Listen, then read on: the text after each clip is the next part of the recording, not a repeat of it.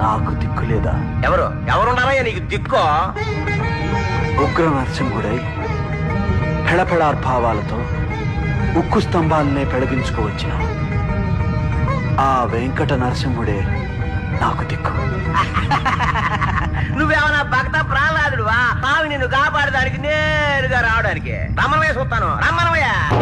నేత్రానల ప్రబల విద్యుల్లతా కేళీ విహార లక్ష్మీ నారసింహ దారుణోజ్వల ధగిత దంష్ట్రానల వికార స్ఫులింగ సంగ క్రీడయా వైరిదానవ ఘోర వంశ భస్మీకరణ కారణ ప్రకట వెంకట నారసింహ